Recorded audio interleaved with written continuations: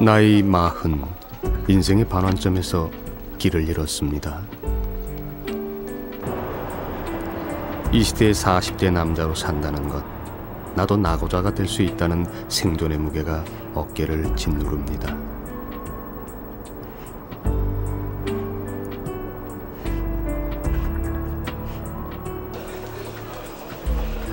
이제 겨우 인생의 전반전을 뛰었을 뿐인데 선수 교체를 당하는 느낌입니다. 아들이자 아버지고 남편인 이 시대의 40 남자들, 이것은 우리들의 이야기입니다.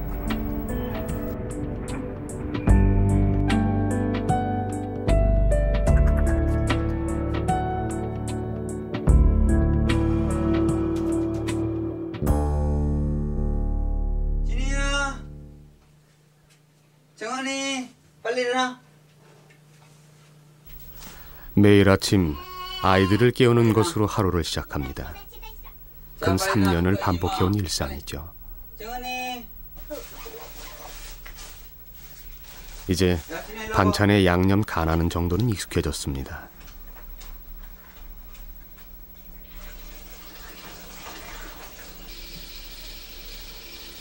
물론 압력밥솥에 불은 언제 꺼야 하는지, 또 초등학교 4학년 은희는 어떤 머리 모양을 좋아하는지도 잘 압니다.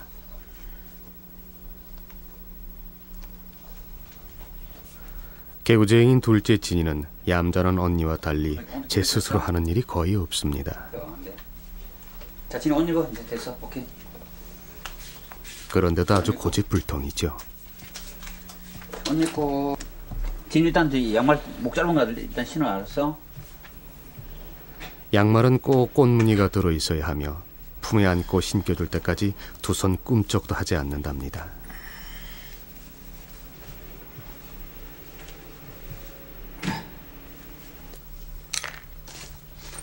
이제 아주 중요한 일이 남았습니다. 책가방을 싸는 일이죠. 이 일만큼은 정말이지 아이들보다 더 훤히 학교 생활을 읽고 있어야 가능합니다. 학부용으로 산다는 게 결코 쉬운 일은 아닌가 봅니다. 아무리 등교 시간에 쫓겨도 아침은 어떻게든 챙겨 먹이는데 밥상은 꼭 빵과 밥이 공존하는 퓨전으로 차려야 합니다.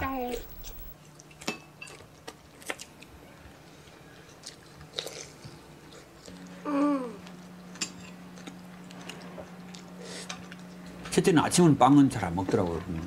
주로 밥 종류 좋아하고 하여튼 그래서 작은 애는 뭐 빵 우유하고 좋아하니까 같이 먹고 걔는 후라이 같은 거 하고. 책가방 갖고 나와라 빨리. 들어온다. 자, 잠바도 입고. 자, 가방에 냅두고. 가방 냅두고. 자, 진이부터.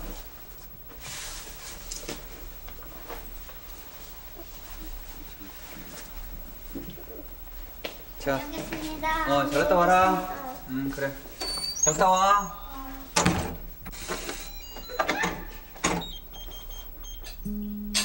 늘 그렇습니다. 아이들을 학교 보내는 게 아침 일과의 전반전이라면 사실 뒷정리는 그보다 힘든 후반전과 같습니다.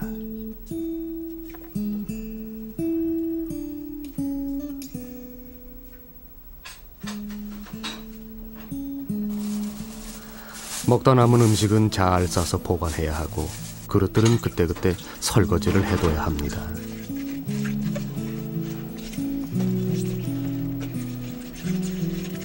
이쯤 되면 아내 생각이 저절로 나게 됩니다. 2년 전 아내는 생계를 위해 관광 가이드 일을 시작했고 그날부터 집안 살림 하나하나에 대한 임무 교체가 이루어지기 시작했습니다. 아무런 준비도 없이 말입니다. 아침 애들이 나가면 이렇게 정신이 없답니다.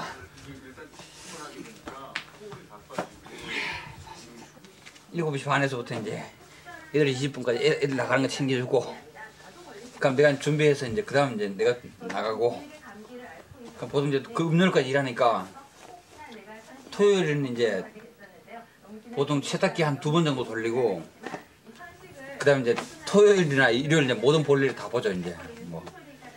여기 쫓아다니면서 이제 그때 뭐 만날 거 만나고 사람들 이제 할 거 하고 뭐.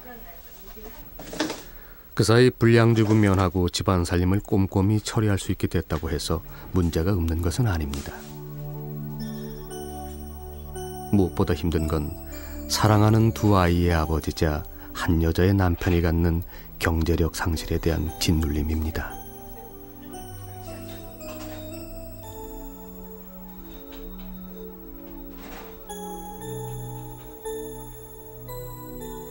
그러니까 5년 전 일러스트로 유명 출판사를 다닐 때만 해도 오늘의 상황은 상상할 수도 없었습니다.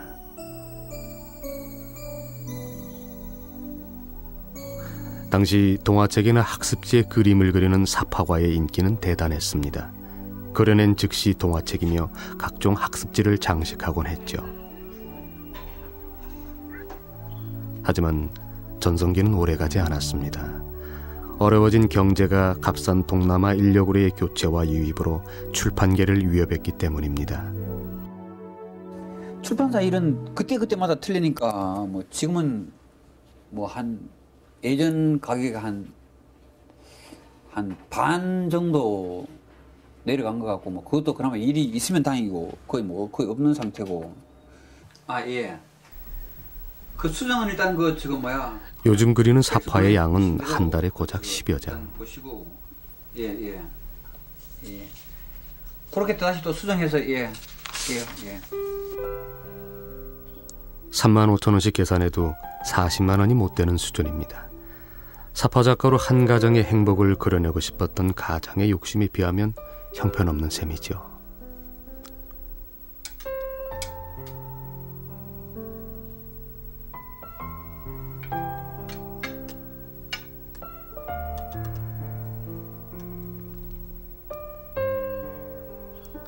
택배일은 그렇게 시작됐습니다. 예, 알겠습니다. 정 기사님, 예. 오다 받으세요. 택배일이란 말 그대로 물건을 위탁받아 원하는 장소에 배달해주는 일을 말합니다. 오금동 있어요. 하지만 서울 지리와 지름길을 손바닥 보듯 알아야 하는 이 일이 1년차 초보에겐 결코 간단하지 않습니다.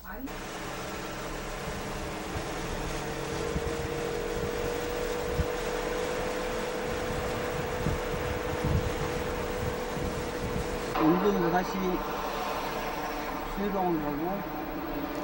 길을 잃을 때면 가끔씩 전쟁터 속에 들어와 있다는 불안감을 느끼게 되죠. 신달동 쪽으로 가고 있는데 메인잡이라기보다도 뭐 투잡스라고 봐야지. 방이 몇 층이야? 원고 또 급하게 원고 들어오면 또 뭐 또 배달일 못 나고 원고 작업해줘야 되고 해드려야 되고. 이렇게 거리를 헤매며 받는 돈은 기름값 빼고 한 달에 80만 원. 4,000원 내가 내드려야 되니까.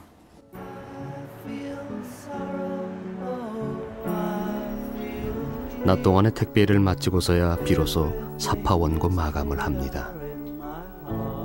정말 산다는 게 이런 것일까요?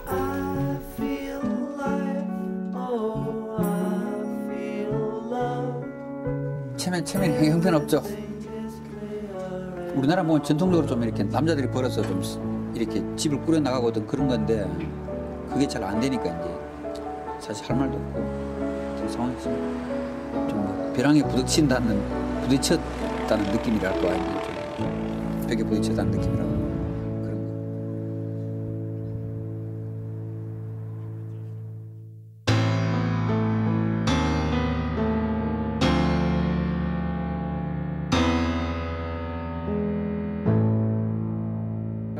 다 된다 하면 된다 뭐 그런 자신감이 있었어요. 그러니까 뭐 회사도 금방 나왔다가 딱 들어가고 그렇게 했어요. 그렇게 했는데 40대를 올라가니까 40대 제가 생각한 40대만의 센티멘탈한 그런 게 생기는 거야. 40대만의 느끼는 그런 그 말 못할 수 있는 그런 외로움 같은 게 우울함. 처자가 있고 그러니까 이제 뭐 굉장히 뭐랄까 이제 그 전에는 못 느꼈는데 그러다 보니까 사실 경제적인 위기감을 느낄 수밖에 없죠. 그러니까 뭐 자아라든가 이런 거는 이제 좀 뒤로 물러나는 그런 게 되죠.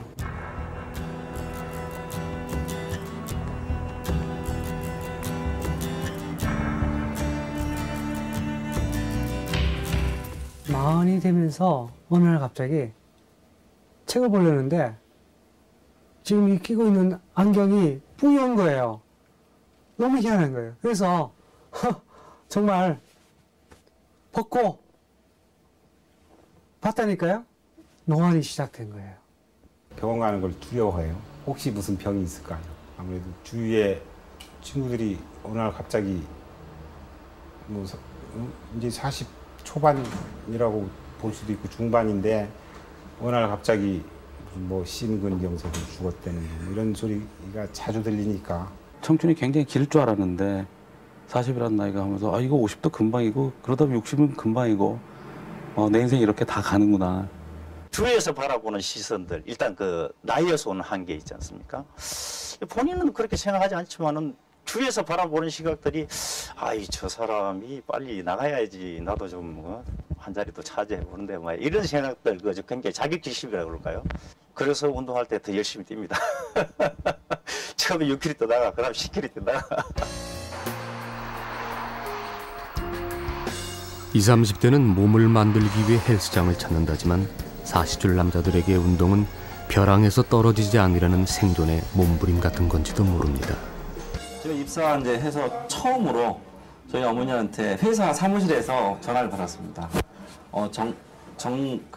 문제 없이 회사를 다니느냐, 그다음에 이제 정말 출근했느냐 하는 그런 질문을 받고인데 전화를 받고 상당히 참 저도 놀랬고 이 정도로 참 그 구조조정이라는 게 나한테 피부가 와닿으면서 이게 사회적인 문제가 있구나 하는 생각을 아주.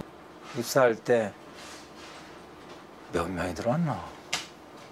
그건 300명이 들어왔는데 물론 이제 그건 그룹 전체적으로. 근데 그룹 전체적으로 지금 10명도 채 안 되는 걸로 내가 알고 있는데 우리 동기들이 290명은 다 어디 갔을까요? 다 어디로 갔을까요? 지난해 그렇게 거리로 내몰린 명퇴자와 실직자가 22만 명이나 된다는데 말입니다.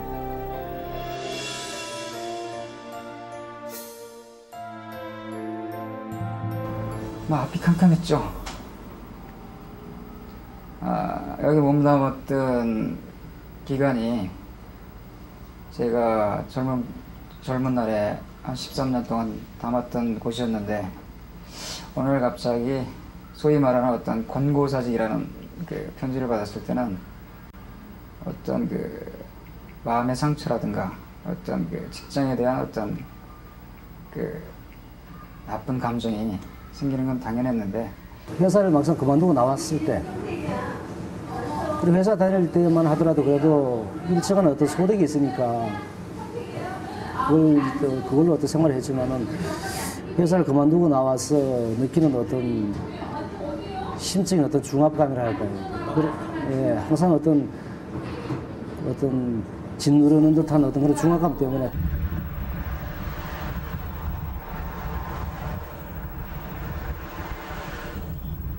마흔 나이가 되어서야 앞서 살아간 사람들의 삶이 하나하나 눈에 들어오는 것 같습니다.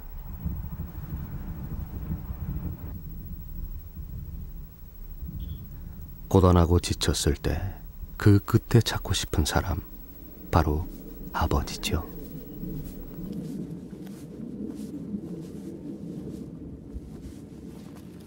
아버지는 배운 지식은 별로 없어도 좀 굉장히 열심히 살았다고 생각해요. 내가 그래서 그 점은 내가 아버지한테 되게 많이 배울 점이라고 봐요.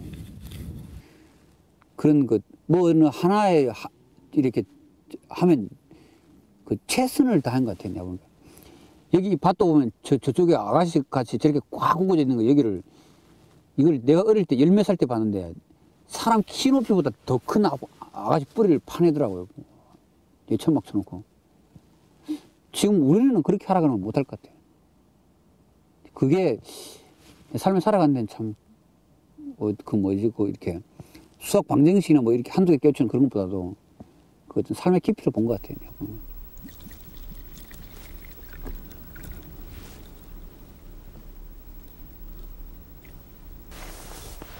아버지를 알고 정말이지 아버지를 이해하고 싶을 때 그 자리에 아버지는 안 계십니다.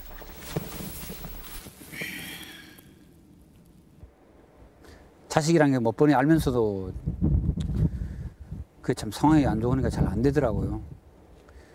제가 또 지금 열심히 또 노력하고 있고 하니까 잘 될 것 같아요. 아버지도 많이 도와주시고요.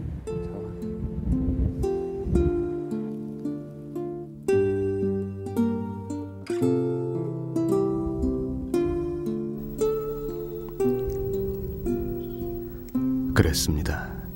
그렇게 작아 보이던 아버지는 40 나이에 잃어버린 가장 큰 인생의 선배였습니다. 우리가 어렸을 때 가졌던 아버지의 위치, 아버지의 자리, 그건 아주 확고부동한 거였죠. 집안의 모두 존경이었고, 그리고 아버지를 핵으로 가족 전체가 움직여지는. 아버지만 생각하면 마음이 이렇게 있는데 그 속사랑은 많은데 그때 제가 그때 아버지가 그랬으면은 아버지 한 번에 알아들었을 텐데 참 한 번도 내가 못 알아들었어요. 나 그게 지금도 이렇게 마음의 엉어리가 되는 거야. 내 뜻대로 가정사가 안 돌아가고 막 저 집사람 그렇고 애들 그렇고 이러면 그때 이제 아버지가 생각이 많이 나는 거죠.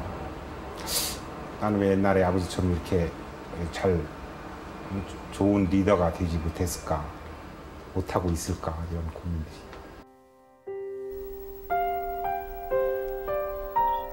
늦은 밤 아파트 승강기의 불빛을 볼 때 비로소 귀가했음을 알게 됩니다.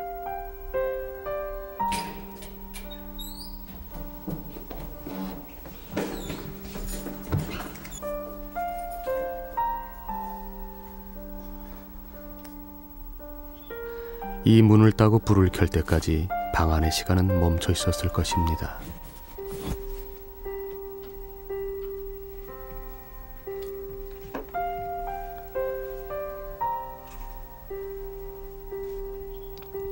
하루 동안 목을 옥죄었던 넥타이를 받아줄 아내는 지금 곁에 없습니다. 아내가 있던 자리엔 며칠째 그대로인 김치찌개와 적막함만이 흐릅니다.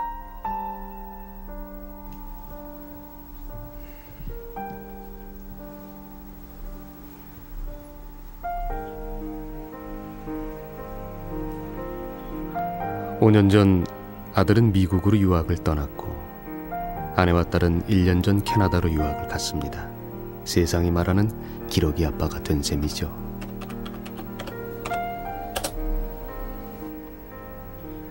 사랑하는 성선아, 늦어서 미안하다.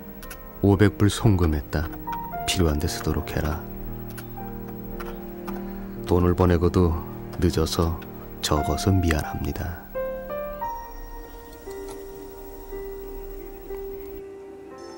이제 보고 싶죠.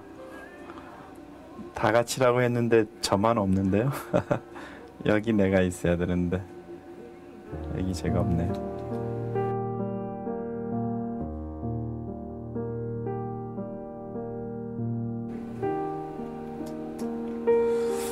이런 사진 보면 쓸쓸해져요.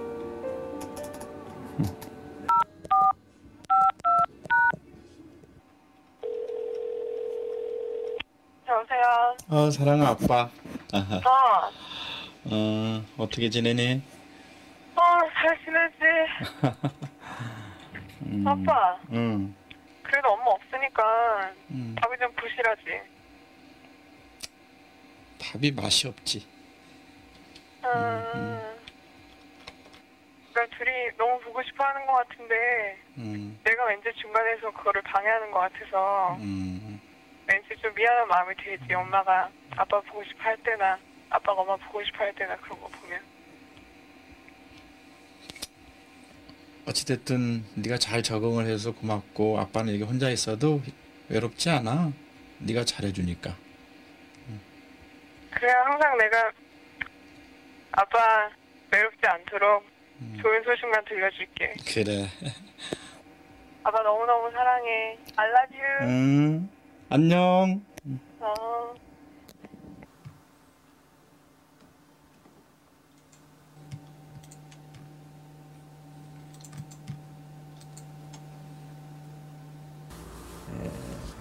제가 가지고 있는 은행 시제 전부를 다 투자해서 아이에게 투자를 했습니다. 후회 없습니다. 아이들의 세대에서 기회라는 것이 한두 번밖에 없지 않습니까? 그 기회 줘야죠. 어떡하겠습니까?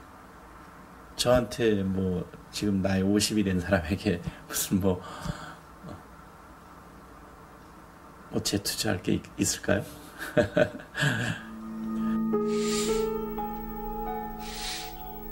정말 잘한 선택일까요? 오늘따라 집 밖 저 수많은 불빛들이 한 식구처럼 느껴집니다.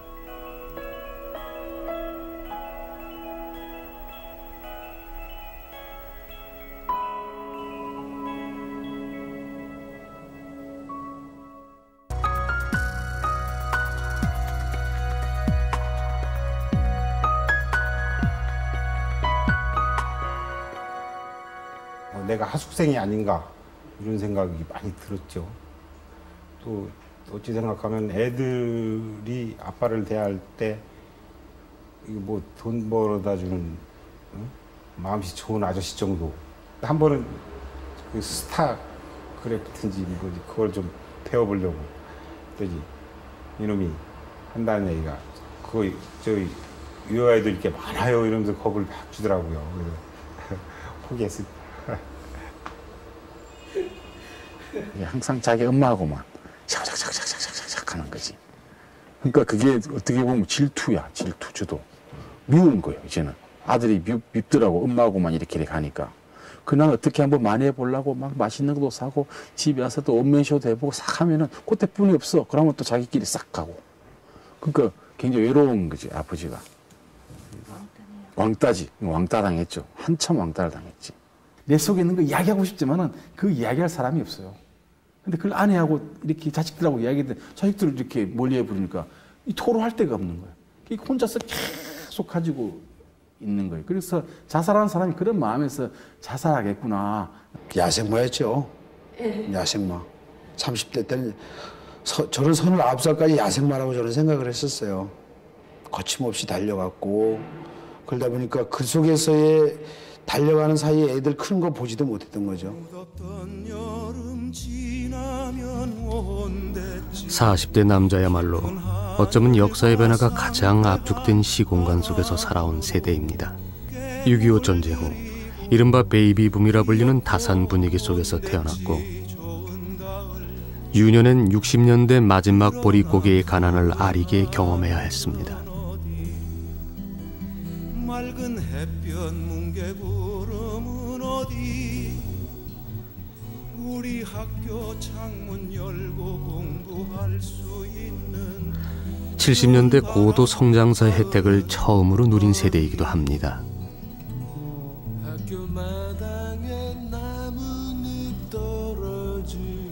80년대는 시대의 부조리에 온몸으로 맞선 민주화의 주역이었습니다.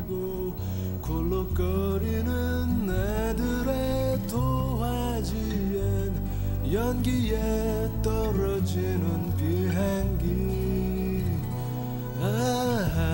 푸른 하늘은 어디 맑은 햇볕에 털구름은 어디 이렇듯 이 땅의 역사를 진보시킨 자리마다 40대가 있었고 그것이야말로 40대의 존재감이었습니다.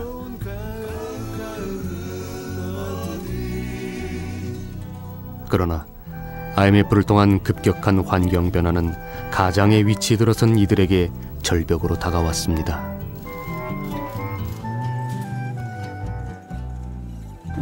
지금의 40대는 어떻든 저는 한국 사회에서 70년대, 80년대는 굉장히 독특한 한 시기였다고 생각을 해요. 굉장히 좀 뭐라 그럴까요? 좀 질풍노도의 시대를 살았다는 느낌이 들고요.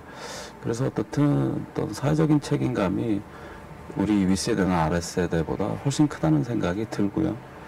경기가 좀 더 바닥을 헤매다가 어느 정도 반등을 해야 될 쯤 돼서 20, 30대인 사람들은 그 혜택을 볼지 모르겠지만 그때 나가는 사람들은 자기 사업해서 돈 많이 벌지 모르겠지만 우리는 묘하게 줄을 이상한 시대에 살다 보니까 저희 아버지 세대들은 대가족 사회에서 뭐 7남매, 뭐 9남매를 키우고 적어도 고등학교 이상의 교육을 다 시키고 그런 세대에서 저희 40대는 많아봤자 3명, 보편적으로 한 2명 정도의 자녀를 양육을 하고 있는데도 불구하고 그 8남매, 9남매를 키우던 시절보다 훨씬 더 허덕이고 높은 교육열 그리고 유학붐. 40대 아버지들은 IMF라는 벽 앞에서 경험한 좌절을 자식들에게 유산으로 물려주고 싶지 않습니다. 질곡의 시대 속에서 얻어진 생존의 가치관이 외부 세계에 깨지는 최초의 경험이었기 때문입니다. 또 바이어들하고 만남이 있어가지고 굉장히 그런 거를 많이 느끼지 않습니까? 무슨 어떤 표현을 하고 싶은 게 있는데 아주 간단하고 뭐 이런 표현 정도밖에 못하지 뭐 제가 생각하고 있는 100%를 다 표현을 하는 그런 경우는 뭐 거의 없었던 것 같아요. 그렇기 때문에 이제 그런 것만이라도 좀 자연스럽게 할 수 있는 교육 시설이 사실 국내에는 좀 자연적으로 생활하면서 배울 수 있는 그런 시설이 없다고 생각되기 때문에 자꾸 바깥으로 눈을 돌리는.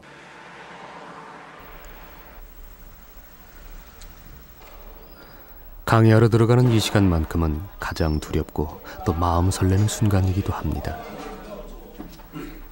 처음에 강조했던 부분들 있죠. 뭐 압축 공기의 생산에서 장단점, 그다음에 학생들에게 가르치는 분야는 미래의 핵심 산업이랄 수 있는 LCD 반도체 분야의 응용 기술에 관한 내용입니다. 뭐라고 그랬어? 간이 자동화다 이런 얘기를 했었죠. LCD 반도체 응용 분야는 미래 첨단 기술을 이끌 장치 산업의 중요한 부분입니다. 사실 그 일선에 서 있다는 자체가 행복한 일이기도 합니다. 요거는 이제 최적이 다른 경우. 그렇게 일주일에 4시간, 이 강의료만으론 자식들 학비를 보내는데 턱없이 부족합니다.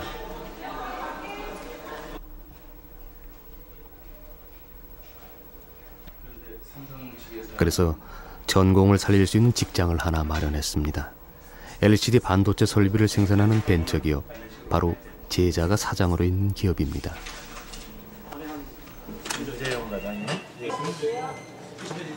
제가 회사에 오면은 사장님으로 제가 모셔야 되고요.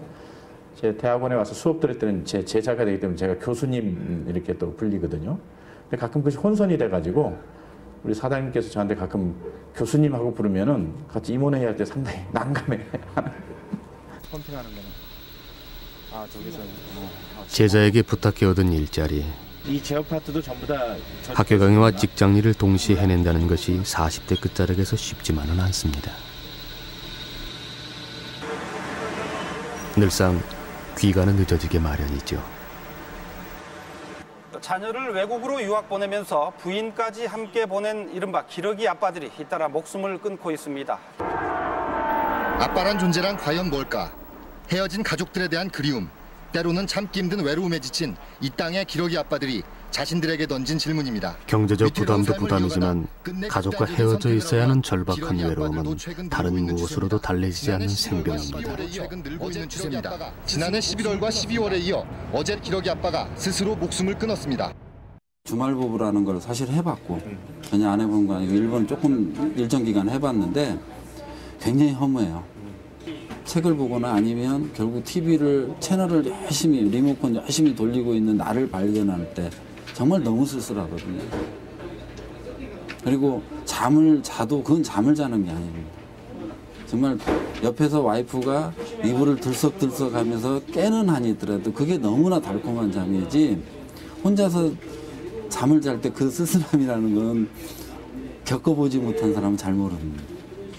큰애는 뭐 영어도 얼마큼 하고 해서 아무 문제가 없을 때 둘째가 너무 힘들어가지고 한국에 좀 오고 싶어 했는데 뭐 그런 어중간하기도 하고 그래서 우리 애가 아빠가 가려고 하는 그러니까 한국으로 오는 그날 아빠 내일 모레 계속 그러더라고. 그 다음에 모레 가면 안 돼 그래요. 진짜 가슴이 그냥 착한 게 눈물이 그냥 저절로 진짜 나더라고요. 너무너무 가슴이 아팠어요.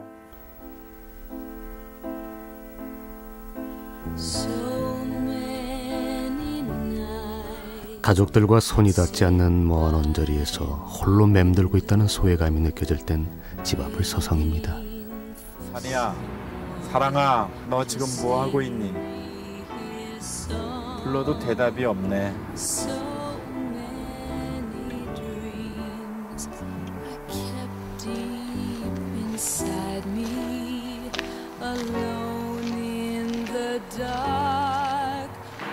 보고 싶구나.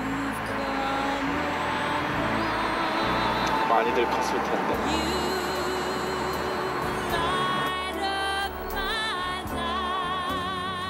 제가 제일 기쁜 날이 아이들한테 돈 송금할 때가 제일 기뻐요.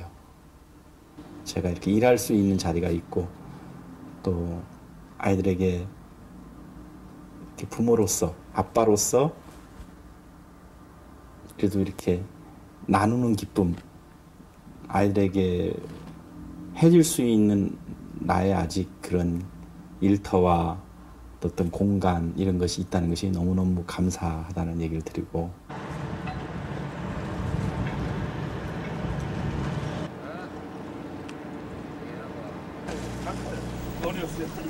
부산 영도에서 무추로 가는 가장 빠른 지름길은 뱃길입니다. 겨우 1km 남짓. 하지만 이 바닷길이야말로 영도 사람들의 삶의 역사이기도 합니다.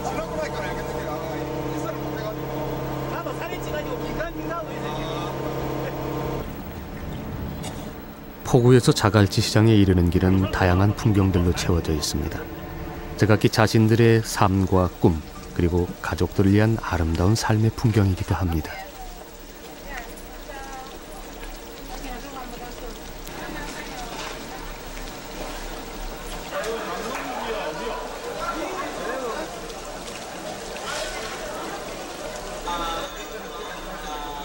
모처럼 만나게 되는 영도 친구들, 역시 그렇습니다. 우리들의 관심사는 늘 아이 교육과 그리고 노후 문제를 크게 벗어나지 못합니다. 애 하나가 돈 들어가는 게 아까 얘기했지만 뭐 예를 들어서 80만 원이다. 그러면 셋이 또 돈을 더 있으면 곱하기 2 곱하기 3이 되거든요. 그러면 우리한테 더 힘든. 내가 알기로는 한 해를 가지고 2억 7천만 원까지 쓰게 될 수밖에 없는데 애가 태어나서 25살까지, 남자애 같은 경우는 25, 여자애 같은 경우 21까지 2억 7천만 원이 쓰인다. 지금 뭡니까? 과외시키고 뭐 학원 보내고 이러고 나면 나중에라도 우리가 요새 나이 들어갖고 실버 세대가 되면 거기 대비를 해야 되는데 대비해놓은 게 아무것도 없잖아요 지금. 근데 그게 투자 아닙니까? 자식의 투자라는 건 미래도 없고. 근데 투자인데 자식이 지금 우리가 늘 이야기하듯이 우리가 낀 세대를 안 합니까, 그제? 이게 자식이 나중에 우리를 보살필 수 있느냐 하면 그게 아니거든요. 우리도 우리 미래를 지금 어떻게 해줘야 되는데. 기대를 해도 될 문제는 아니고 기대를 할 수도 없고. 기대를 하기 전에 아니 맞는데 제가 기대는 안 하지만은 우리가 해주긴 해줘요. 아, 그건 당연하죠. 그러면 그 해주는 것 자체가 어렵다는 거예요. 예를 들어서 우리가 기대는 안 합니까? 내가 딸도 있고 아들도 있지만 그 친구들이 내를 분양을 안 하고 하는데. 형님은 생각이 그렇잖아요. 지금 줄 거는 다 주는데 내 몫으로 챙기면 되는 그런 분이 아니고. 우리들 대화는 늘 이렇게 결론 없이 끝나고 맙니다. 그만큼 아득하고 불안하다는 뜻일 겁니다.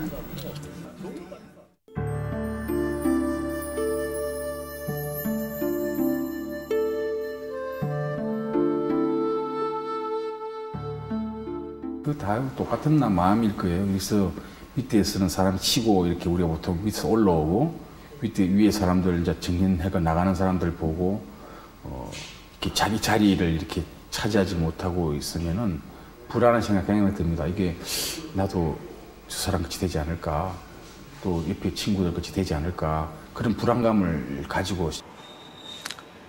저 개인적으로는 이제 회사 이 사회생활도 가장 이제 어떻게 보면 분수령이라고 그럴까요? 흔히들 말하는 40대가 되면서 더 직장 생활을 안정적으로 할 수 있느냐, 아니면 그 소위 말하는 요즘의 명태, 본인의 의사와 틀리게 새로운 직업을 찾아서 또 떠나야 되는 거냐, 그런 많은 이제 고민을 하는 막 시작하는 단계에 접어든 것 같습니다. 자갈치 시장 근처에 있는 아담한 새마을 금고. 이곳은 일반 은행과 달리 조합원들의 출자로 운영되는 독립적인 금융기관이라 할 수 있습니다. 지난 18년 젊은 시절을 내내 이 작은 사무실에서 보냈습니다.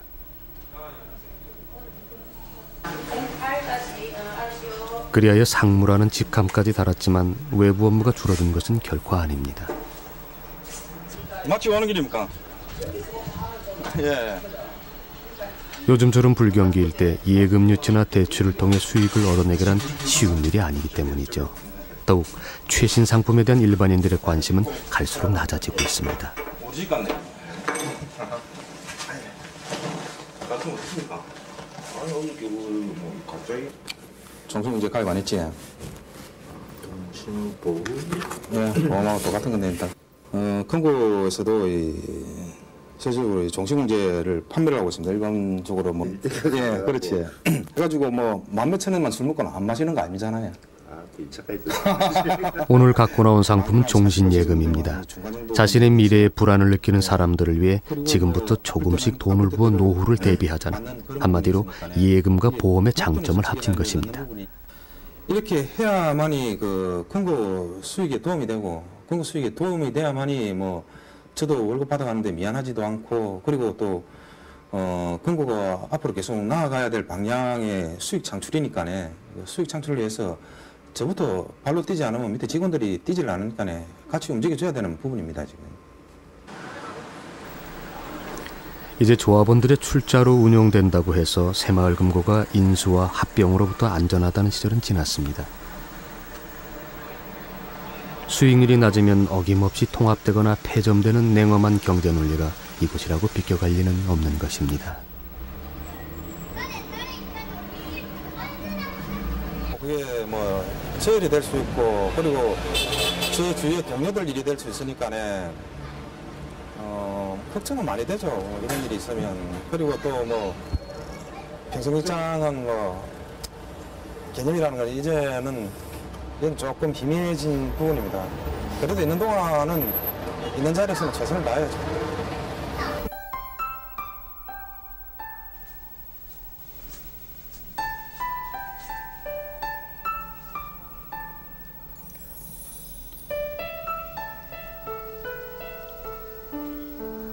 바깥 세상과 치열하게 싸우다 집에 들어와서도 애들 교육과 우리 미래에 대한 걱정이 사라지지 않습니다. 계획 없이 살기 쉽지는 않거든. 뭔가 좀 차근차근 준비해 나가야 될 시기로도 늦었다고 생각을 해요. 나는. 솔직히 지금 단장이 이제 교육 문제니까 그 뒤에 난제 우리 노후는 아직까지 생각하면 머리가 아픈 거라. 지금 그걸 몰라 당신은 준비를 하는가 모르겠는데 준비를 하려고 막 고민하니까는 머리가 아프냐. 난 아예 생각하면 머리가 아프니까 아예 나는 생각하기조차가 싫은 거라. 미래를 생각해가면서 저축도 해가면서 이 사람은 인생이 마음대로 돌리지나 위에. 그러니까 하는 말 아이가. 그런데 그러니까 미리 걱정 사서 할 필요는 없는 거라. 걱정은 사서 하는 게 아니고 당장 이제 닥칠 건데 대비를 해야지 사서 하는 게 아니고 대비를 하자는 거지. 그냥 응? 막 그때 없지 뭐 하든 뭐 이것저것 다 나가쁘고 뭐 있노. 나도 뻔히 알아보면 응? 돈이 예를 들어 월급을 더 벌잖아. 더 벌면 당신뿐만 아니고 어느 학부형도 애들 과외 한번 하나 더 시킬 거야. 그게 부모 마음이라 보면. 응? 그 마음을 모르는 건 아닌데 과연 애 뒤치다거리 하면서 우리는 뭐냐는 거지. 그래 생각하면 괜히 내 맘 슬프니까 나는 애를 공부시키는 게 솔직히 막 그래 생각해.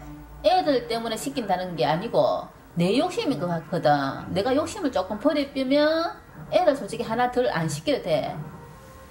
남들 다 하는 이야기잖아. 뭐 다들 하고 있는데 우리 애만 안 시키면 떨어지는 것 같은 그런 누구나 지금 다 인식 똑같은 거잖아. 그게 내 욕심이라니까.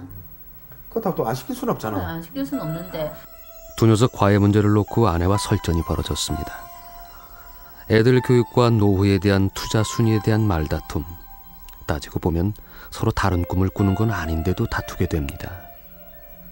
뭐 20대, 30대 때하고 또 틀리게 몸이 좀 더 무거워진 것 같고 그러다 보니까네 제 몸이 뭐 지금 현재 제 재산이니까요. 제가 뭐 그렇다고 해가지고 뭐 특별히 벌어놨고 이런 부분이었기 때문에 가정적으로 뭐 거의 월급을 받는다 해봤자 자녀 교육 아니면 뭐 주거비 쪽으로 해가지고 뭐 40대로 산다는 것은 무엇일까요? 어느 날 문득 그런 물음 앞에 시를 쓰게 됐습니다. 잃어버린 시간과 아니 어쩌면 내 자신과 대화를 하고 싶었는지도 모릅니다. 불안한 삶, 그 중심에 나이 40의 한 남자가 있음도 보게 됩니다.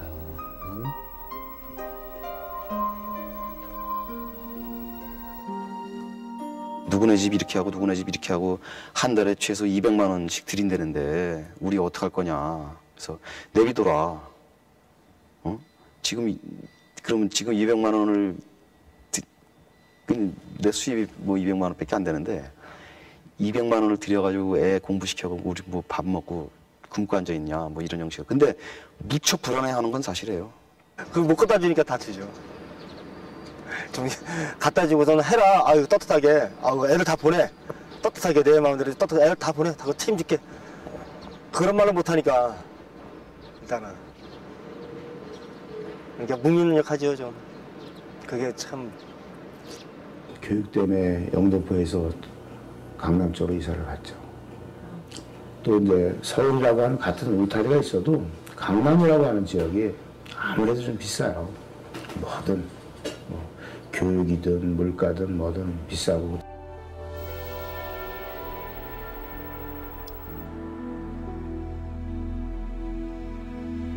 이제 50을 바라보는 나이구나.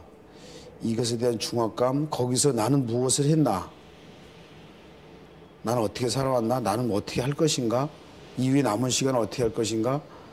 그러니까 다람쥐 쳇바퀴 돌듯이 사는 삶이라 하지만 뭔가를 좀 더 명확하게 꾸며내야 되는 그런 부분에 있어서의 그러지 현실적으로 되지 않는 부분. 그러면서 자신이 점점 초라해지는 모습들. 그건 사회적으로, 개인적으로나 가정적으로나 사회적으로 봤을 때 그런 마음들이 쭉 중압감이 밀려오죠. 밀려오니까 더 서글퍼지는 거죠.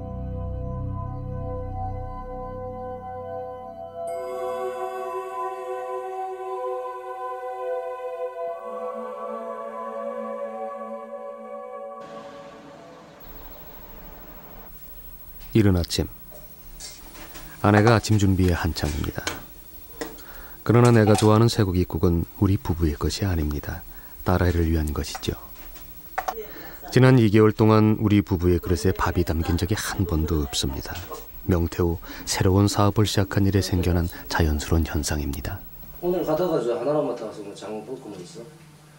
쌀도 사야 될 거 아니야? 쌀 사야지. 쌀 몇 포나 살 거야? 쌀 3포. 3포? 네. 집에 있는 것도 가져가야 돼. 밥을 안 해 먹어서 가게로 이사를 가야 되다.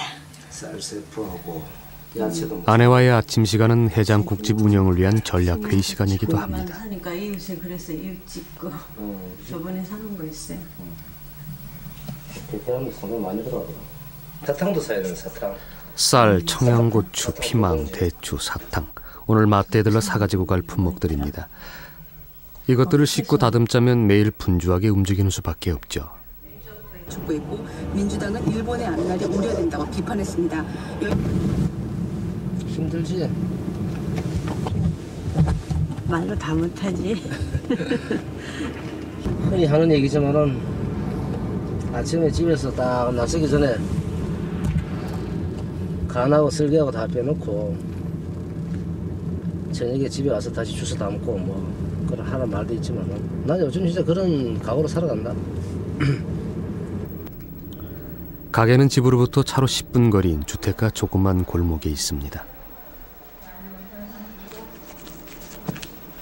도착과 동시 두 사람 업무 분담은 명확해지죠.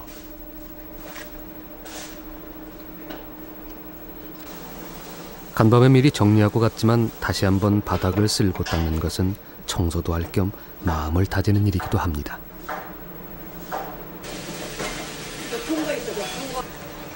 그때쯤 주방에선 진한 육수 냄새가 풍겨나고 그 그릇마다엔 콩나물과 파 그리고 황태포가 얹혀집니다. 곧 들이닥칠 손님들을 위해 미리미리 준비해두는 것이죠. 뭐 이렇게 보면은 손님이 저희 가게에 이런 문을 열고 들어오시는 게 참 신기하다고 생각을 하거든요. 분명히 지금도 이렇게 점심시간에 가까워오면은 한 12시가 이제 가까워오면은 좀 긴장이 좀 됩니다. 긴장이 좀 되면서 거기 진짜 손님들이 가게 문을 밀고 들어올 때의 특별한 느낌은 음식점 주인이라면 한결같이 갖게 되는 묘한 감동. 손님들이 가게 문을 밀고 들어올 때의 특별한 느낌은 음식점 주인이라면 한결같이 갖게 되는 묘한 감동입니다. 반가움과 긴장 그리고 설레임과 두려움이 모두 그 안에 있죠.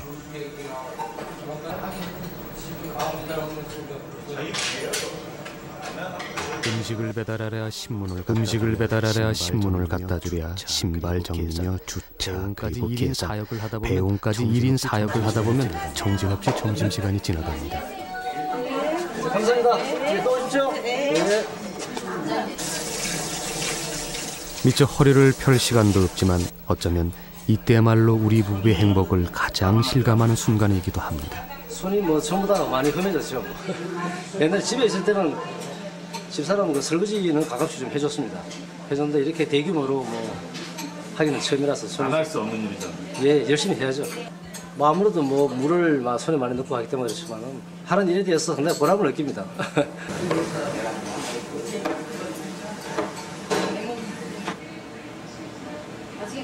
첫째는 우리 집사람이고요. 제 사랑하는 아내죠. 제 사랑하는 아내고 그다음에 우리 이제 사랑하는 식구들입니다. 그런 어떤 제 집사람이나 식구들이 없다면은 뭐 세상을 그렇게 힘든 거와 싸워서 뭐 생활을 해야 된다는 그런 어떤 의미가 아마 없을 겁니다, 저한테. 명퇴하던 순간 아내는 말했습니다. 괜찮아. 당신은 할 수 있잖아. 그로부터 아내와 함께 전국의 해장국집을 찾아다니길 1년여. 콩나물 국밥집은 그렇게 태어났습니다. 오늘 하루 수고했다. 힘들지? 힘들어도 열심히 해야지. 오늘 손님이 좀 있어갖고 뭐 힘들어도 할만하네. 김도 좋고 수고했어.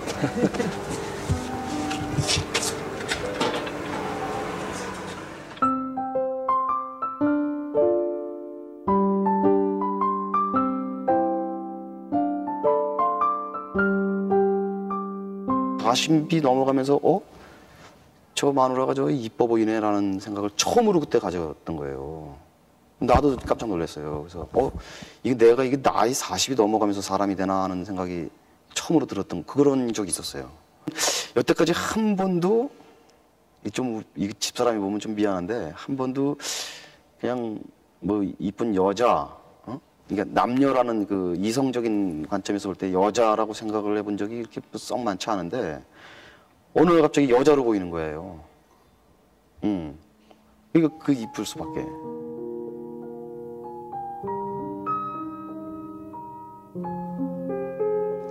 예뻐 보인다는 것은 무슨 여성으로서 예뻐 보인다라기보다는 같이 고생을 하고 같은 지향점을 바라보고 온 동지로서의 어떤 애틋함 또는 안타까움. 그렇습니다. 여성이어도 좋고 동지적 애틋함이어도 좋습니다. 같은 길을 함께 걸어간다는 그 마음만 한결같으면 되니까요.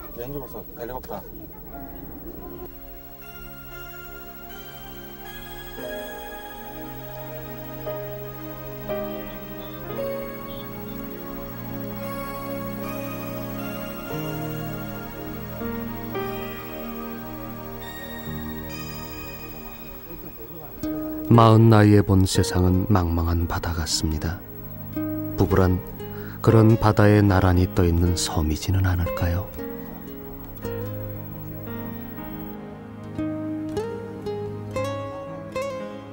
남자들을 굉장히 힘들게 하는 건 내가 무너졌을 때 방어선이 있을까 이거잖아요.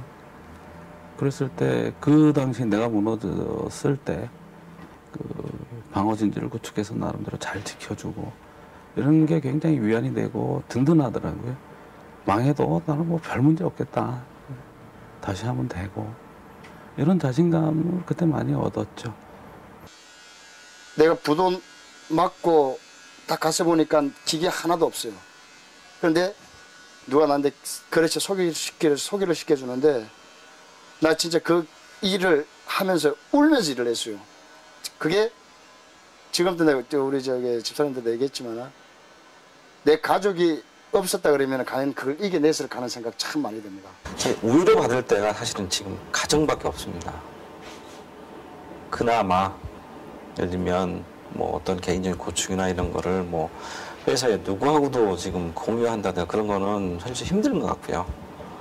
유일하게 가족 테두리 내에서 이제 그런 얘기를 서로 하고 그렇게 풀 수 있다고 저는 뭐 생각을 해서 가능하면 회사 일 같은 것도 얘기를 합니다. 집에 가서. 아빠가 옛날에 할아버지 군대 갈 때 그때 참 할아버지가 아빠를 탁 한번 안아주면서 잘 갔다 와라.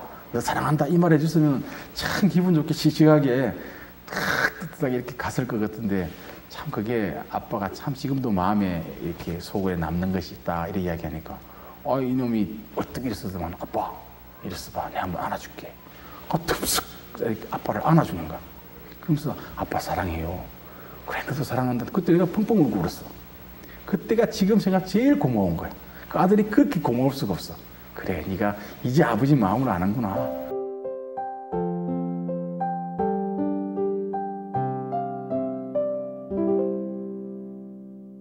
일요일 오후가 되면은 항상 온 가족이 목욕탕을 갑니다. 목욕탕을 항상 목욕탕을 가서 그 작은 놈이 사내놈인데요. 사내놈이랑 목욕을 같이 하는데 이제는 그 아이가 힘이 좀 생겨서 아빠 등을 밀어주고 아빠 팔하고 발에 그 때타올로 때를 밀어줘요. 근데 의외로 시원하더라고요. 그래서 그거 하고 나와서 뭘 하냐면은 음료수하고 계란을 까먹습니다.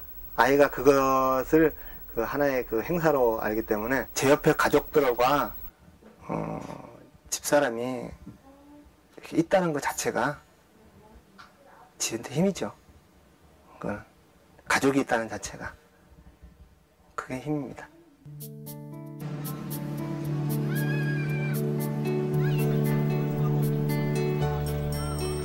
짐이라고 느껴졌던 가족, 그 가족이 힘이라는 걸 아는 나이.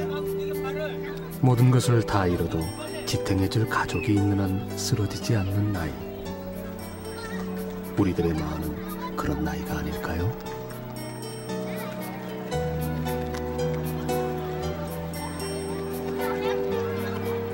인생의 승부는 다 후반에 나잖아요. 근데 우리는 너무 일찍 이 전반에 사실 선수 교체가 됐어요. 아직도 뛸 수 있는 힘이 있고요. 충분히 희망이 있죠. 뭐 우리나라 40대 같은 거는 한참 지금 의욕적으로 살 나이거든요. 그런 지금 연령인데 요즘 또 뭐 평균 연령이 또 길어지지 않습니까? 보통 예, 80세까지 이렇게 그러면 40대 같으면 지금 한창이죠, 뭐 한창이고. 계속 이 사회에서 밀려간다 하더라도 그 역사적으로 많이 그 싸우는 힘이 있거든요. 그 힘을 유용하게 활용하는 방법들을 40대들이 생각한다면 저는 오히려 지금의 40대가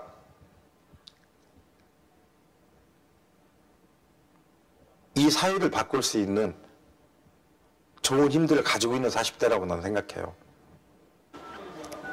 20대, 30대에 가졌던 그런 열정과 그런 어떤 고민들, 그 순수했던 모습들, 뭔가 이 깨끗하고 뭐 이 옳은 거에 대해서 지향점을 갖고 움직이려고 했던 것들, 그것이 결과가 어떻게 나타났든 간에 그런 마인드들을 지금 40대들이 다시 좀 되살렸으면 좋겠다는 생각이 많이 들어요.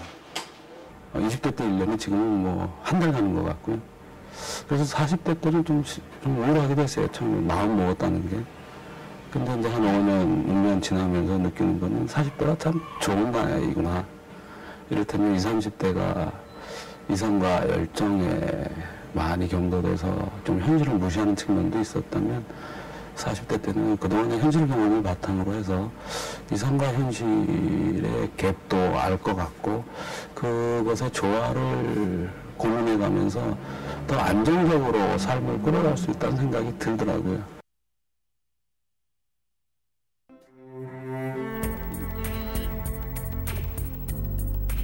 시간은 흐르는 것이 아니라 쌓이는 것이라고 합니다. 아주 먼 길을 달려 인생의 반환점에 선 40대. 인생의 제2라운드는 더 이상 잡지의 부록 같은 덤이 아니었으면 좋겠습니다. 아이들의 강인한 아버지로, 아내들의 미더운 남편으로, 시대의 관록 있는 허리로 우리들의 후반전은 그렇게 뜨거웠으면 좋겠습니다.